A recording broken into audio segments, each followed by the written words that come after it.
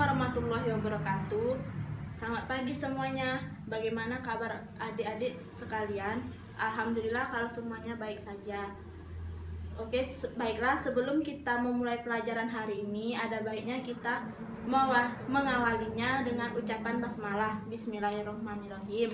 Baiklah, sebelumnya kakak absen terlebih dahulu ya. Oke, bagus. Kakak harap kehadirannya dipertahankan ya. Nah, ada yang tahu sebelumnya kita akan mempelajari materi tentang apa hari ini? Ya, benar sekali, kita akan mempelajari materi tentang keanekaragaman hayati. Nah, sebelum kakak lanjutkan, di sini ada kalian tahu apa itu keanekaragaman hayati? Ya, benar sekali, keanekaragaman hayati adalah kekayaan atau bentuk kehidupan di bumi, baik tumbuhan, hewan, mikroorganisme maupun ekosistem, serta proses-proses ekologi yang dibangun menjadi lingkungan hidup.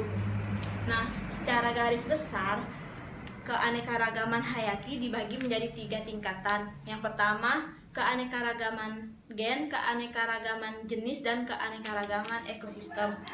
Nah, keanekaragaman gen merupakan keanekaragaman individu yang terletak pada satu jenis makhluk hidup. Keanekaragaman gen menyebabkan variasi antar individu sejenis. Sebagai contohnya terlihat pada ayam yang memiliki perbedaan sifat antara lain warna bulu dan bentuk vialnya. Yang kedua ada keanekaragaman jenis. Keanekaragaman jenis, tingkat jenis menunjukkan keanekaragaman atau variasi yang terdapat pada berbagai jenis atau spesies makhluk hidup dengan genus atau familia yang sama. Sebagai contohnya dapat kita lihat pada tumbuhan sukun, cempedak, dan nangka.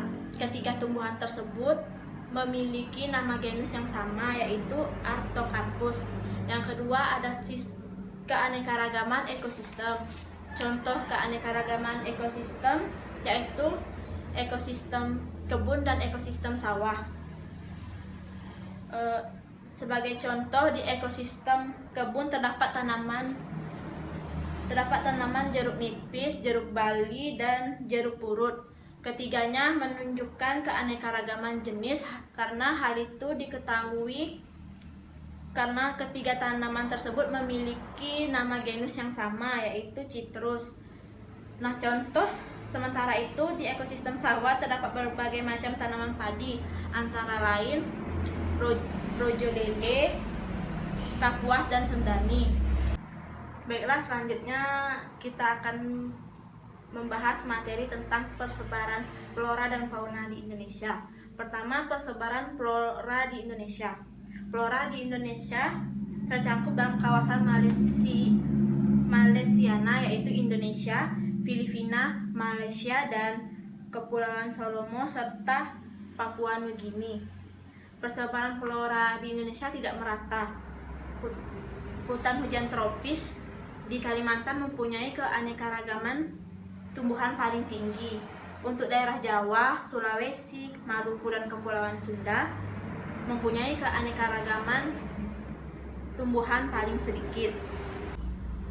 Pada umumnya, hutan-hutan di Indonesia didominasi oleh familia Dipterocarpaceae atau pohon yang menghasilkan biji bersayap.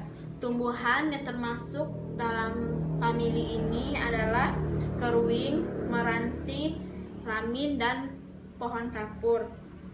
Nah, selain itu, sebagian hutan di Indonesia merupakan bioma hutan hujan tropis yang dicirikan adanya pepohonan berkanopi rapat dan banyak tumbuhan liana atau tumbuhan yang memanjat. Tumbuhan yang mendominasi hutan ini adalah durian, mangga, sukun, dan rotan. Kedua, persebaran fauna di Indonesia. Persebaran fauna di Indonesia terbagi menjadi 3 tipe, yaitu oriental, peralihan, dan australian. Yang pertama, fauna daerah oriental. Daerah oriental meliputi Pulau Jawa, Bali, Sumatera, dan Kalimantan. Adapun ciri-ciri dari daerah ini yaitu pertama, banyak mamalia berukuran besar. Dua, terdapat berbagai jenis kera. Ketiga, terdapat burung-burung ya dengan warna yang kurang menarik tetapi bersuara merdu. Keempat, terdapat berbagai jenis ikan air tawar. Contohnya seperti gajah Sumatera, orangutan Kalimantan, orangutan Sumatera, dan jalak Bali. Yang kedua, daerah Australian. Daerah Australian meliputi Papua dan pulau-pulau sekitarnya. Contoh dari daerah ini, yang pertama terdapat mamalia berukuran kecil. Kedua, banyak hewan berkantong. Ketiga, terdapat spesies kera. Dan terakhir, burung berwarna-warni tetapi dengan suara yang kurang menarik atau kurang merdu. Sebagai contohnya itu kanguru pohon, kuskus, landak Papua, dan burung cendrawasih kuning kecil.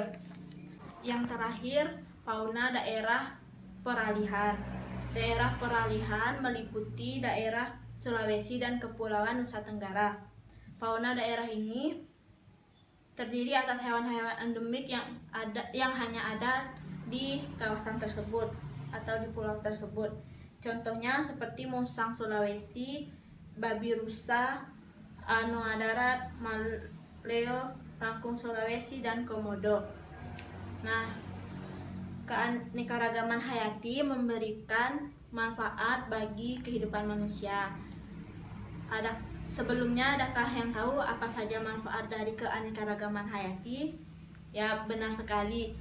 Manfaat dari keanekaragaman hayati yang pertama itu sebagai sumber pangan, pakan, sandang, dan kesehatan. Yang kedua, sebagai sumber plasma nutfiah. Yang ketiga, mempertahankan keberlanjutan ekosistem. Yang keempat, sebagai lahan penelitian dan pengembangan ilmu pengetahuan. Yang kelima, sebagai sumber pendapatan atau devisa. Yang terakhir, sebagai tempat rekreasi. Upaya pelestarian keanekaragaman hayati di Indonesia terbagi menjadi dua hal, yaitu pertama, melakukan pelestarian keanekaragaman hayati baik secara in situ dan ex situ. Pelestarian secara in situ yaitu pelestarian makhluk hidup dalam habitat aslinya, misalnya Taman Nasional Ujung Kulon. Pelestarian secara ex situ yaitu pelestarian makhluk hidup di luar habitat aslinya, tetapi lingkungan dibuat mirip dengan lingkungan aslinya, seperti penangkaran harimau di kebun binatang. Yang kedua, memanfaatkan keanekaragaman hayati dengan menerapkan prinsip-prinsip. Nah, adapun prinsip-prinsip tersebut yaitu pertama, prinsip daya toleransi. Kedua, in optimum. Yang ketiga, faktor pengontrol, dan empat, prinsip ketahan balikan. Nah, sebelum kakak akhiri pelajaran hari ini, adakah yang ingin bertanya? Jika tidak ada yang ingin bertanya, kita akhiri pelajaran hari ini dengan mengucapkan hamdalah, alhamdulillahirobbilalamin.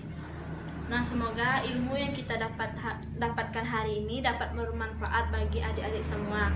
Saya akhiri, wassalamualaikum warahmatullahi wabarakatuh.